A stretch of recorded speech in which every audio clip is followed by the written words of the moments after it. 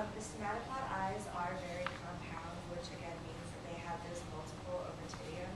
And not only that, but their eyes are even more specialized because they have those three sections. The top and bottom form and motion sections, and the middle color detection section. And not like we're focusing on the midband region, and at that we're really only focusing on the top 4 rows to detect for color, because rows 5 and 6 will detect for linear and polarized light. And the main question kind of behind this experiment is why do the somatopods have such a specialized visual system? Because in other experiments with other organisms such as butterflies, it has been found that 4 to 7 photoreceptors is really all that's needed for optimum light or color detection. And somatopods have the largest number of photoreceptors known to the animal kingdom, anywhere from 16 to 21, just depending on what species you're dealing with. Before the experiment, the Marshall et al. Used Carl von Fisch's approach with bees to determine that somatopods can in fact see color by using simple color card test. All they did was hold them up and see if the somatopods could detect one color over the other. Why are the somatopod visions so complex? They have very colorful body patterns, again, depending on the species, and they can actually fluoresce, which allows for inter- and intra-species communication to signal things such as like their territory, that they're going to attack, that they're hunting, or that they're ready to meet. They also live in coral reefs, which is the most colorful ecosystem on the planet, so they have to be able to determine if something is harmful or dangerous or is going to hurt them or something that they can eat. Like I said, it's a communication system. They communicate with each other.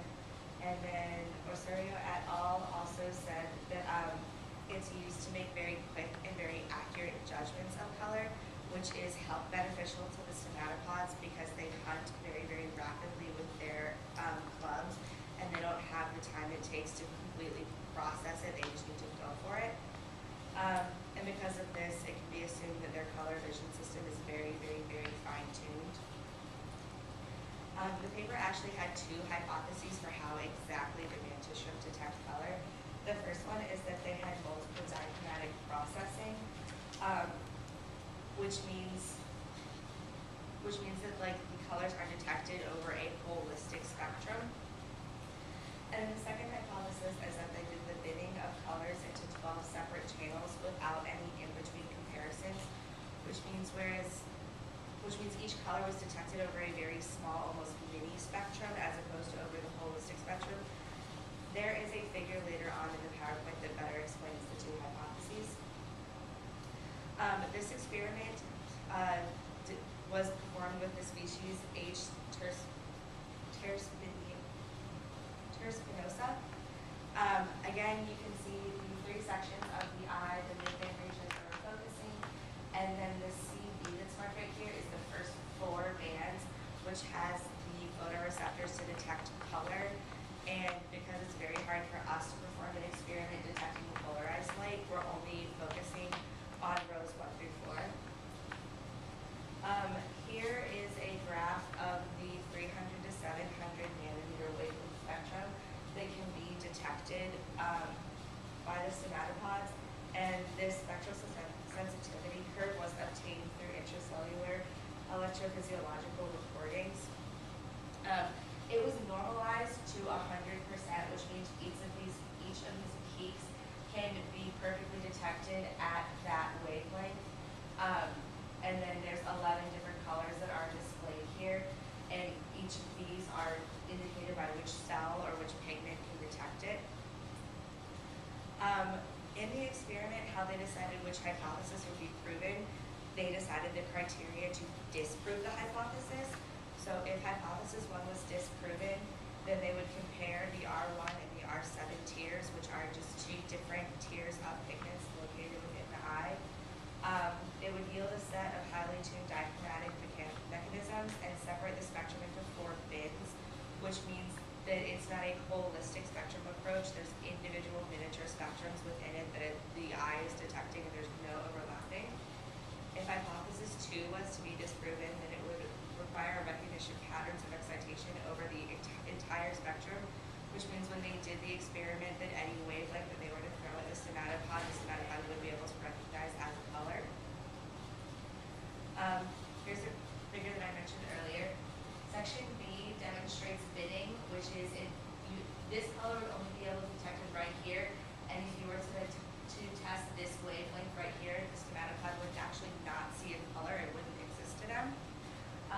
But the holistic excitation patterns would be displayed by C and D, which means the blue stimulus is detected from here to here, and for example, the red would be detected from here to here, which means if you were to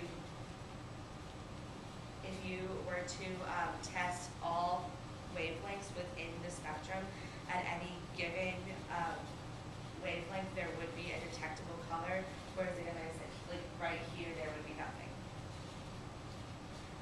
So to determine which hypothesis, they actually detected the somatopod's ability to determine hues, because two different colors are very different enough, but a different brightness or two very, very similar colors, different hues, would be able to detect if it was bidding or holistic. So they presented two narrowband stimuli. In this example, they used optical fibers, which you'll see in the next slide. And they did two-way choice tests, which is just very simple.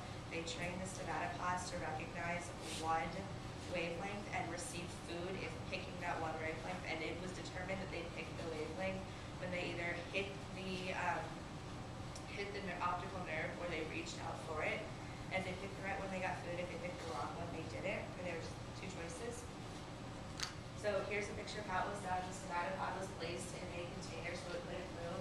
It was given two different optical choices, and it had to reach out for one to reach out for the correct one in order to get the food.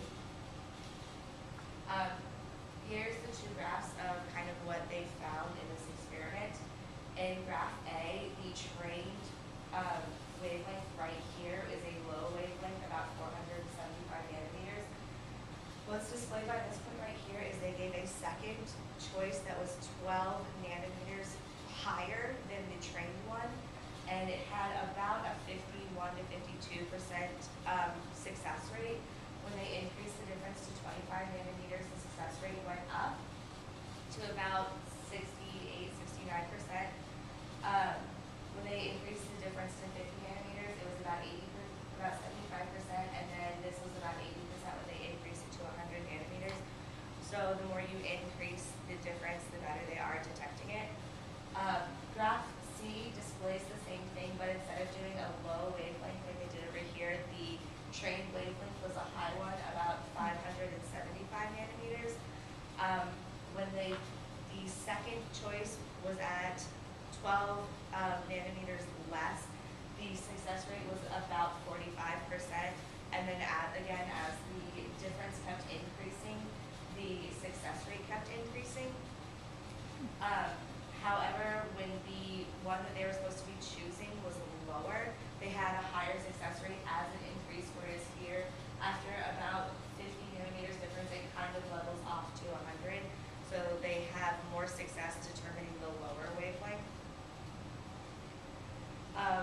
As a result, it was actually determined that neither of their proposed hypotheses were proven because these somatopods do not have a processing system of multiple dichromatic comparisons, which means that in order to detect color, the eyes scan for temporal signals, and it actually helped them to recognize the color, meaning that they knew that what they were seeing was, for example, red or orange, whereas opposed to discriminating the color, which is when giving two different colors, they know which one's which just because it's not the other one. Although they cannot differentiate between very, very close wavelengths, the way that they detect color is through allows them to have quick, reliable color determinations, which helps them in hunting.